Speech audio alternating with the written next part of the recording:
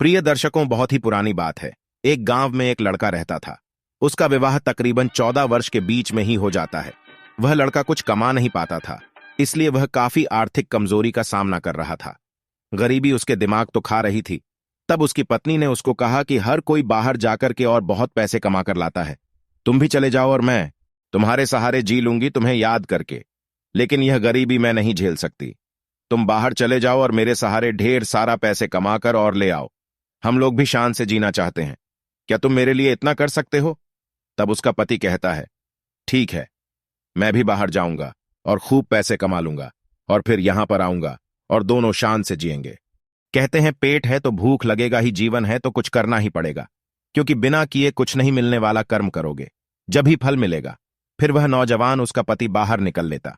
फिर कुछ दिन भटकता रहता और एक बड़े सेठ के यहां पर काम मिल जाता और वह काम करने लगता और उस सेठ का गुलाम बन जाता।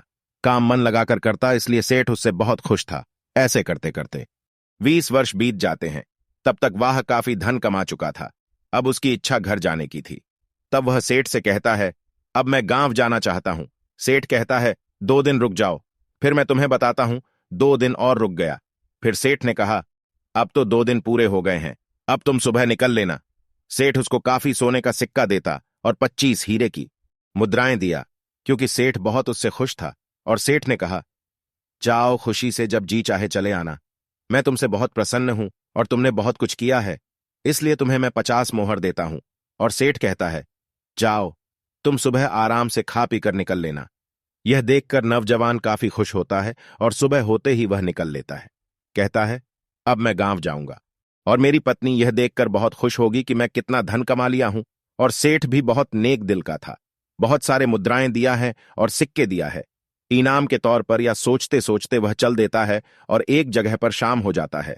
तब वह कहता है, अब काफी रात हो गई है, अब मुझे यहीं कहीं रुकना होगा। तब वह देखता है गांव से काफी दूरी पर एक कुत्ती बनी हुई थी। तब वह कहता है, क्यों ना यही कुटी में रुक जाऊं, रात ही तो बिताना है। वह नौजवान कुटी पर जाता है तो देखता है एक महान संत बैठे हुए हैं। तब वह कहता है कि महाराज जी, मुझे रात में रुकना है, क्या मैं रुक सकता हूं? महाराज जी ने कहा, बिल्कुल आप रुक सकते हो, कोई दिक्कत नहीं है। आराम से खाओ पियो और सो जाओ। सुबह उठना और चले जाना जहां जाना चाहते हो। फिर वह नवजवान संत जी के यहां पर खाया पिया और सो गया। सुबह हुआ तो उठा और संत जी का प्रणाम किया और कहा कि मैं जा रहा हूं। संत जी को एक हीरे की मुद्रा दान में दिया। संत जी ने कहा कि मैं तुझे आशीर्वाद देता हूं, लेकिन तुझे मैं कुछ नसीहत देना चाहता हूं, लेकिन एक नसीहत के बदले एक मोहर लूंगा। तब्बू नौजवान ने बोला कि मेरे पास दौलत की कमी नहीं है, अगर नसीहत मिल जाए तो अच्छा है। तो संत ने कहा, नंबर 1, अगर आसमान में ज्यादा तारे एक लाइन में हो जाए तो समझ लेना सैलाब आने वाला है और आ जाएगा।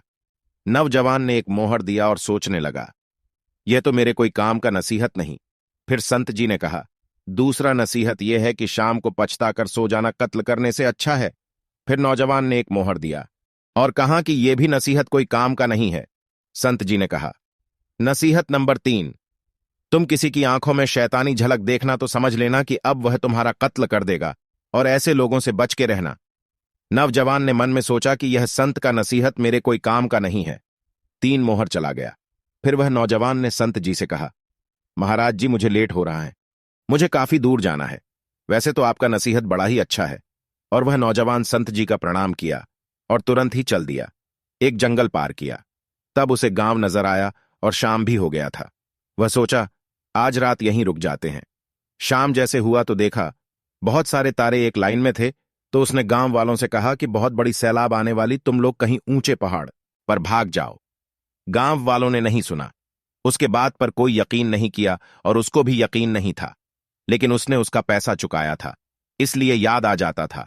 कुछ गांव वाले तो उसके बात मान गए और पहाड़ पर चले गए। वह नौजवान भी पहाड़ पर चला गया और जैसे ही रात 12 बजे तो देखा बहुत बड़ा सैलाब आया और गांव के लोग सब बह रहे हैं। वह कुछ नहीं कर पाया और संत जी के बातों पर थोड़ा थोड़ा विश्वास होने लगा। फिर वह बाढ़ जब घट गई तो फिर अपने गांव की ओर निकल पड़ा। चलते चलते एक नदी पार किया। तब देखा एक गांव। वह नौजवान सोचा कि अब एक रात यहां भी रुकना पड़ेगा, तो उसने एक आदमी के घर रुक गया। आदमी वहां अकेला था और उस आदमी ने इस नौजवान से पूछा, कहां से आ रहे हैं? इसने सारी बात बता दी। गांव का वह आदमी काफी खतरनाक था। उसकी नजर उसकी आंखों पर गई। आंखों में शैतानी झलक दिख रही थी। तो उसने कहा, यह तो बहुत खतरनाक इंसान है। देखते हैं संत जी की बातें में कितना सच है। फिर वह शाम को लेट गया। जैसे ही कुछ रात हुआ तो उतरकर और चारपाई के नीचे चद्दर बिछा के लेट गया और चारपाई के ऊपर बिस्तर के ऊपर लपेट दिया ताकि उसे लगे कि आदमी लेटा है। फिर कुछ देर के बाद वह आदमी आया और बिस्तर पर चाकू से ताबड़तोड़ वार करने लगा। फिर यह नौजवान तुरंत ही उसको दबोच लिया और उसी के घर में उसे बांध दिया और वहां से सुबह होते ही अपने गांव के तरफ निकल लिया और सोचने लगा कि अगर मैं ऊपर सोया होता तो यह मुझे मौत के घाट उतार देता। लेकिन शुक्र करो, मैं इसकी आंखों में शैतानी झलक देख लिया था और मेरा जान बच गया। साधु की तो दो बातें सही लगी। फिर वह नौजवान अपने गांव की तरफ चल देता है और चलते चलते गांव पहुंच जाता है। गांव के पास में ही एक कुटी बनी हुई थी। नवजवान जाकर के और वहीं पर रुक जाता है जब तक शाम हो जाता और कहता है, कुछ आराम करता है और पानी पीकर और कुछ खाकर और वह घर निकल लेता। जब तक काफी रात हो गई थी घर पहुंच जाता है और सोचता है कि पत्नी से अगर मैं एक बैग मिलूंगा तो वह बहुत खुश होगी।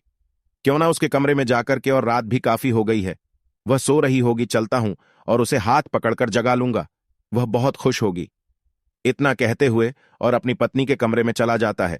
जैसे ही दरवाजे को आराम से ढकेलता है तो देखता है उसकी पत्नी एक नौजवान के साथ चिपककर सो रही है। यह देखकर उसके पैरों तले जमीन निकल जाती है। वह आग का बोला हो जाता और कहता है कि मैं दोनों का हत्या कर दूंगा, क्योंकि मैं जिसके लिए 20 साल कड़ी मेहनत और परिश्रम करके इतना धन कमाया हूं कि दोनों बाकी के जीवन ऐश और आराम से बिताएंगे, वही मुझे धोखा दे रही है और मेरे विश्वास को सहज समझकर की पी गई। अब मैं इन दोनों को नहीं छोड़ूंगा। जिसके लिए रात दिन बिना सोए काम करता रहा, वह आज नवजवान के साथ चैन की नींद सो रही है। लेकिन उसे फिर वही संत की बात याद आती है कि शाम को पछताकर सो जाना कत्ल कर देने से अच्छा है। फिर वह वहां पर कुछ नहीं बोलता और गांव के बाहर उसी कुत्ती पर चला जाता है। जब सुबह होता है तब गांव वालों से पूछता है कि आपके गांव में एक औरत का पति बाहर चला गया था, आज उसकी औरत कैसी है? गांव वालों ने कहा कि वह 20 साल हो गए, अभी तक घर नहीं लौटे। उसकी पत्नी के एक लड़का भी हुआ, वह भी 20 साल का ही हो गया और दोनों काफी ज्यादा खुशहाल है, लेकिन आर्थिक तंगी के चलते काफी ज्यादा परेशान है। औरत अपने पति से बहुत प्रेम करती है, आज भी कर रही हैं, उसके लिए व्रत भी रहती हैं।